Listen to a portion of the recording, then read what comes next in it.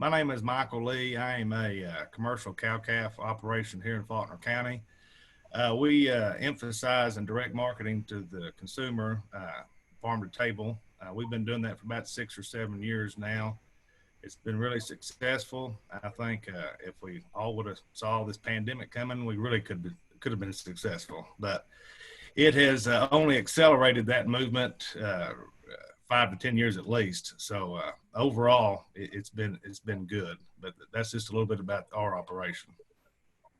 I'm Phillip DeSalvo, owner and operator of Big D Ranch. I'm fifth generation here on this farm. First generation to bring in seed stock, which is what we do today. We are primarily a Brangus and Ultra Black breeder, supplying seed stock bulls to commercial cattlemen, replacement heifers, and something else that we've brung on in the last, like Michael said, 6, 7, 8 years is the beef side of our operation. And Beth has taken that and ran with it, my wife, and it has really helped the bottom line. And like Michael said, if we'd have known what was coming a year ago, it hit a home run this year. All right. I'm Dustin Cowell. I'm owner operator of Cowbell Ranch here in Mount Judy, Arkansas, in Newton County. I own the ranch with my wife and little girl Landry Joe.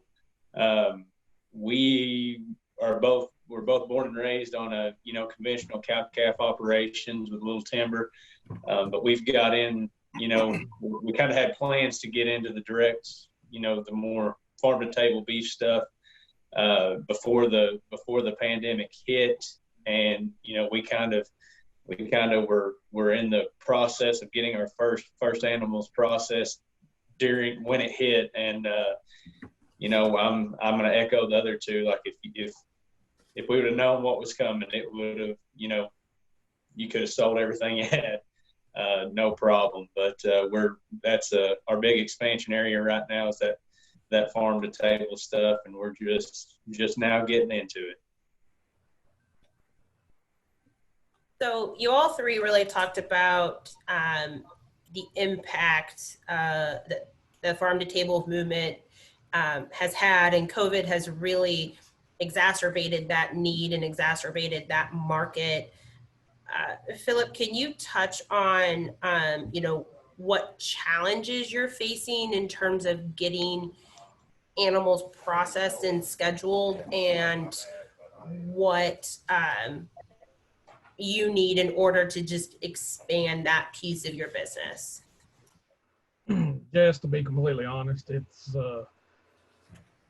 we need more packing houses in Arkansas that can USDA inspect, or what we're trying to. I think the whole point of this is get some state inspectors into Arkansas so we can do more as far as selling individual packages to people. That's been our biggest hindrance this year, is simply there's not enough shackle space in the processors that we are utilizing. They just simply don't have enough space to do mine, Michael's, Dustin's, and there's a lot more other people in the state of Arkansas doing it today. 2 years ago, simple. You might have to schedule out 2 or 3 months in advance, but today you got to be 2 or 3 years in advance scheduling out. And it's been a big hassle. Michael, can you walk us through what Farm Bureau and others are hoping to accomplish with the state meat inspection program? Yes, I think it's important to point out here that Farm Bureau passed a policy on state inspection. I think it was 2018. So this is nothing new we are talking about, but what's happened is coronavirus hit, and it has sped this or accelerated this movement, like I said, probably 5 to 10 years. And that's from the experts, not Michael Lee. So first is Farm Bureau has been very active in pushing this. I think with or without Farm Bureau, there's momentum with the state inspection. It's going to happen with or without us. So I think we need to be at the table, as do other organizations, when this goes through, hopefully first of the year. So like Phillip was saying, the demand is there, the supply is there, the bottleneck is the processing plant. So I think what Farm Bureau wants to see, as do other organizations, as do us as producers, is we need to lift some of that burden. And if we can get state inspection, hopefully that would help. It's not the silver bullet. It's not going to be a magic one. We can't fix this overnight. But if it helps, I'm all for it. And like I said, if we're at the table during these discussions, then we can tweak what we need to. It's still very early on, but it's important that this policy was passed in Farm Bureau a couple years ago. So it's been on the books, but I think now more than ever, we just got to come together and do something. We can't sit back and do nothing, because I'm already booking out in 2022. And, Dustin and Phillip know that's almost impossible for producers like us. I put down on books 6 animals. I know I'm not going to take 6, but I just need to put it down, because used to you could kind of sneak one here, but now there's a waiting list, and I'm still waiting on a call since March. So we'll see how that turns out. But I think overall, we just have to get something done. And I hope the governor's committee will listen to this and approve this grant program for these custom operators, because there's only 3 USDA plants that are inspected in this state. Okay, and now everybody wants to do this farm to table, which is great. It's a fantastic business model, but we got to have some relief at the processing plant, or none of us will be in it in 2 or 3 years from now. So if you go in as a cost share like this grant program set up, and help some of these custom plants and relieve their burden, to me, it's a win-win for everybody. And it would be better doing that than sitting back and doing nothing. So that's what I think. Cool. Thank you so much. Dustin, you recently began, marketing your beef through the farm to table method through custom processors, correct? Actually selling quarters and halves and pieces like that. So what changes did you have to make on your operation to enter into this market? Yeah, I just start off by saying Michael may not think he's the expert, but I think he really is. I'll just be honest with you, we wouldn't be in it right now if it wasn't for his advice and some things like that. So just want to straighten that out. But yeah, even the custom processors honestly are so backed up. Even with them, they're still out. We've got booked. Some of them's a year, some of them's a year and a half out. Even on the custom stuff for the halves and wholes or quarters or whatever. Yeah, so they're. Everything's booked so far out. We had planned on just, kind of limping into this thing. We had 2 steers we were raising before the pandemic hit, planning on, processing sometime this summer. But just the main thing that we ran into was just we vastly underestimated the demand that was out there. We had one butchered, picked it up, got it home at about 6 o'clock that evening. Took inventory of everything we had, put it on Facebook about 7 o'clock, had, the whole thing sold by 8:30. We just vastly underestimated the demand was out there. Like I said, we planned on limping into it, and right now we're just trying to play catch up, honestly. But it's like Michael and Phillip both said, it's the bottleneck is the processors. Right now we could sell a lot. We could sell anything we could get processed. We can feed them a lot faster than what we can get them processed. It's just right now that's the bottleneck. That's pretty much the hindrance right now. Dustin, would a state inspected program, that theoretically would allow processors to kill and fabricate more product, would that help you in terms of expanding your family's brand? Are you guys planning to sell product under the Cowbell brand? And what steps do you guys need to take in order to accomplish that goal? Yeah, I mean, for sure. That, it just kind of hit us at a bad time because, whenever we were filling those orders, we could have sold 5 or 6 times as much as what we had. But, we had to turn away 5 or 6 times as many orders as what we were able to fill.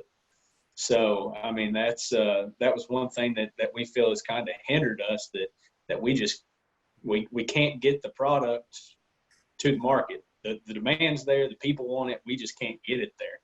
I think the state inspection would help out tremendously, like Michael said, just alleviating the pressure on the only 3 USDA inspected facilities in the state. If we could spread that out a little bit more, that would alleviate some of their load, be able to get some product to the market faster. I think it would help tremendously. And for us, we have a lot more, like, we're up here in the middle of nowhere. I mean, we don't have, we're 2 hours from everywhere. I had to take one up to Cowbell, Missouri. I hauled it 4.5 hours up there to get it processed because it was as quick as we could get it. And so if we could get some of these custom processors, closer for us, it would be a tremendous help. Sure. Phillip, like one of the big things that we hear from people who have concerns with state inspection is that it can only be sold interstate. It can't cross state lines if it is inspected from, a state inspector. Of course, there are opportunities if Arkansas decides to re-up its state inspection program to expand that to allow for product to sell intrastate. And so with that, do you think, how would a state inspection program create new opportunities for you and fellow Arkansas producers? Is there a local demand there that could be met through a state inspected program? By all means, yes, ma'am. I would give an estimation of 98, 99% of all the beef we do sell stays within the state of Arkansas. But the problem being is that we need more of it to supply the demand that's out there. And as far as USDA inspected and being able to travel outside the state or the continent for that matter, I think there's so much demand right here in our back door that we could probably double shackle space right now and still be behind the 8 ball. Can you please explain what you do from an operations standpoint differently in selling these calves, these steers and heifers through the farm to table method versus just taking them directly to a sale barn? So yes, that's a very good question. So basically here at the Flying Sea Ranch, it's a one-stop shop other than the processing plant. They were born and raised on this farm. It's a whole process from birth all the way up to weaning weight, which will be 6, 7, and 8 months, somewhere in there. And then time, you feed them out, you got to keep them. So you basically are a grower and a backgrounder and a feedlot. So you're all three together. And then you get them up to 1,300, 1,400 pounds, which will be, 16, 18 months, somewhere in there, give or take. Then they go off to the processing plant. So by the time that happens, you have a lot of money invested in these animals. And so I think that's what people don't understand is there's a lot of work and time and money that goes into this. And it pays off in the end. But it's definitely a long, drawn-out process for sure. I guess this would be a question for all three of you. I mean, given the current shifts in the cattle market and how tumultuous this has all been during COVID, would you still say having a farm-to-table business model has allowed you to, I guess, absorb some of the poor cattle prices that we've been having as guys have been having to take calves to the barns and receive, lower than normal prices than what we had been used to at the beginning of the year? I'll go ahead. I think what Phillip said, it has helped the bottom line. I think absolutely our farm to table during this time, I haven't sold any calves because the market's just been terrible and the grass has been growing. So I've been hanging on to everything. But the farm to table has kept us afloat. So I think it's a great business model. The only thing that's hard to figure out is your time. I mean, it takes a lot of time to raise these animals. But as far as a business model, I think it's one of the best ones out there. But what's happened here is, when this pandemic hit in March and everybody thought there was a meat shortage and Kroger's and Harps and Walmart didn't have meat, they all said, oh, let's go try our local farmer, which is great. And I want them to come back. But we weren't built to sustain this. Our system was not built to sustain this influx of customers. And I think you're seeing that right now. Not that it's broken. We just need to fix some of it, and I think it starts with the processing. And because like these other guys said, we can raise all these animals. I mean, we have the supply of the animals on our farms and the demand's there. So I think, even if half these, because all these new customers we got since March, if you keep half of them, that's huge. I mean, that's great. We have our repeat customers for sure, but I've seen new faces in the past 3 or 4 months that I was like, oh, I didn't know that. I thought this came from Kroger. So, I mean, it's been very, very neat to watch. But anyways, I think it's been really, really awesome. Yeah, and I'll just I'll jump in. I'll echo what Michael said there. We right now, I would not take any animals to the sale barn if I could get them processed. I mean, that's going to be the thing right there is, I could sell them if I could get them processed, but we've got all we can booked, at different processing plants, and we're still going to have animals left over. So, it's either, like Michael, I haven't sold anything since the pandemic, but throughout next year, we're going to have to take some to the sale barn just for the fact that we can't get them processed. If we could get them processed, we'd sell them all farm to table. But that's the problem. I could just echo everything that they've said. But we also got to keep in mind, COVID-19 just brought a lot of this to the surface. Someone like an our outfit, when we got started 8-9 years ago, I had full expectations that I could put 200 or 300 head through a farm to table type scenario. And you simply can't get there simply because of the lack of space in the USDA inspectors or whatever. So inspected plants. And something, it's a lot about planning, just like Michael said. I want to talk about that for a second. We're talking about booking dates in 2022. Hell, the calves ain't even born yet. And we're supposed to not even, figure out what we've got available if we're going to meet that target weight when 2022 gets here. We need some relief in this aspect, big time. Outside of any processing challenges, what challenges do you face in selling beef through farm to table, and has COVID surfaced any further challenges? So rather than, you all have talked a lot about the shackle space, the processing time, having to book for calves that aren't even born yet. But, when you're providing product directly to consumers, is there any other challenge at hand for you guys right now? I think the biggest challenge we've seen here on the farm has been wait time. I mean, I'm just now filling orders from May. And, some people, 95% of people are understanding. And some of them, we've had to limit, like our ground beef, to just 4 pounds. And they understand, everybody needs to get something. Because people were coming in March and April wanting 50, 60 pounds of hamburger meat. And at first we did it, and they just wiped us out. So the wait time has been really the biggest challenge for us in trying to communicate that with the consumers. But, like I said, 95 or even higher than that probably are very nice and understanding. But I just delivered an order this morning that was May 8th. And so for us, that continues. I'm hoping by August we get caught back up. But that continues to be a problem. we kind of did it a little bit different way where we, you know, we get everything here before we even start taking orders.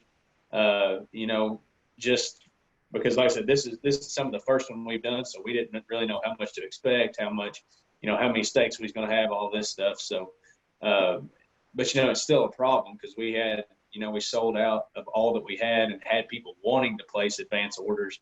And, you know, we've just told them, like, you know, we're going to wait till we get it here where we know what we have. And you just have to tell people it's first come, first serve, because we know we're not going to be able to fill all those orders.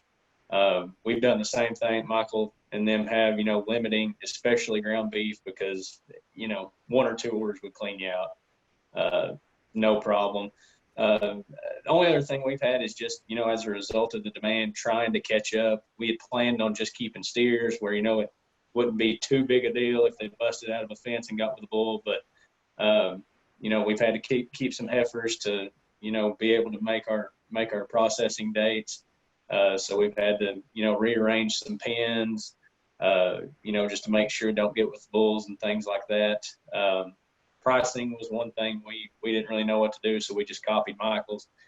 You know, that was our solution to everything, just copy what they did. So, but yeah, we're still just getting everything figured out. Oh, I don't know about that. It is good to see, though, Dustin. You know, if people went about it like Dustin's going about the farmer table, it'd be very successful here in the state. He's doing it right. Phillip, do you guys have any concerns, you know, when you have to book so far out, you know, Beth's booking all of these, you know, these dates out.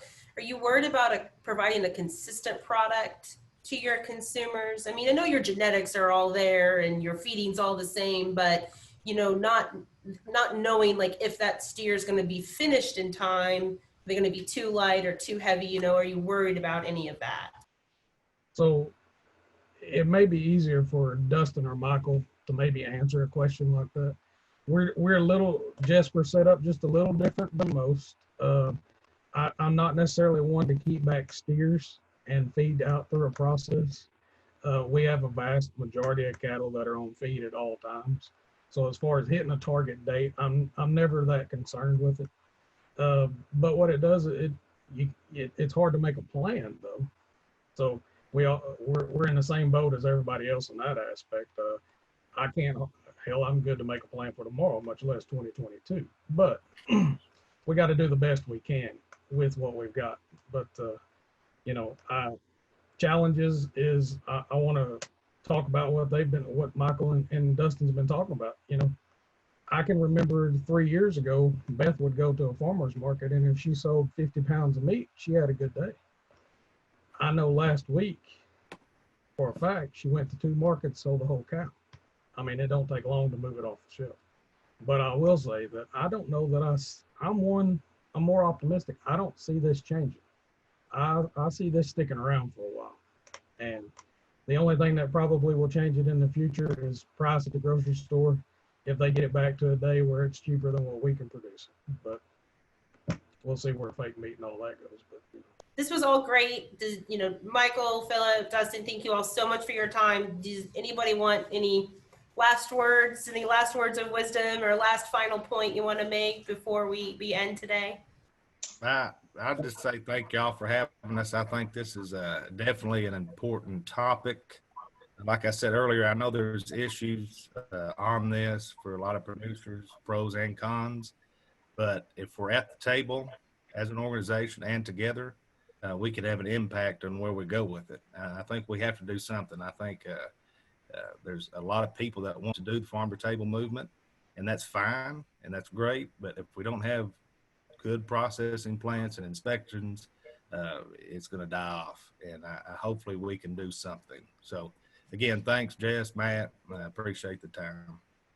Yeah, I think so too. And that's, I appreciate it, the opportunity, and hope I at least contributed something. But yeah, like Michael said, you know, the pandemic accelerated it. But, you know, the number one thing we heard from people was there's nobody around that does it. You know, it wasn't so much the price at the grocery store. They couldn't get it at the grocery store. They were just glad to get it, from somebody they knew. So I agree. It's not a fad. It's not going anywhere. Not worried about that at all. So one more question for you guys. Dustin, you talked about selling on Facebook. Phillip, you've talked about farmers markets. What's your primary method to reach out to find consumers to purchase your product? Website or just Facebook? How? For us anyway, it's Facebook. My wife handles all that. I grow them. She markets them. We've had a Facebook page for maybe 3.5 weeks now. I don't know. I'd have to go back and look. But, there's 1,200 likes, I think. That's all we do. That's all we need to do. We haven't done anything else. For us, Beth really got started in the farmers markets. And she took that as an opportunity. When we first started with this, it was just to educate consumers. She'd recently been through our Young Cattlemen's Leadership class and got educated on how to talk to people and how to promote our product, beef product. And she wanted to get out there and just simply want to educate the consumers that may have questions. And that's where it got started. To today, this past week, you didn't want to be in the house with her because orders was coming and going, and it was just crazy chaos. But that's where we got started. That's where we are today, and the sky's the limit on this. And something me and Michael's talked about in the past is Flying C has their circle of people they do business with. We have ours with Big DB. Dustin will have his. I think you could have someone every 20 miles doing this, and you still couldn't fill all the orders that people want. And it simply boils down to, it's a personal relationship. Once they begin to do business with you and they form that personal relationship, that's what this business is all about. So we can have a ton more people in the state of Arkansas doing this, in the United States doing this. We've just got to have the space to do it. I think that's exactly right. Here at Flying C, it's definitely a team effort. There's a lot of behind the scenes workers. My mom does the farmers market. All started out with word of mouth marketing, which is great. My wife Lauren, she does all the social media, and I just work on the farm. So I probably got the best job out of all of them. But like Phillip said, it's all about relationships, and everything starts with a conversation. And that's the mindset we have to take as the cattle industry, beef industry, is everything starts with conversation. It's all about relationships. And like Phillip said, the sky's the limit. This can be or could be very, very successful. But we just got to have the space to do it.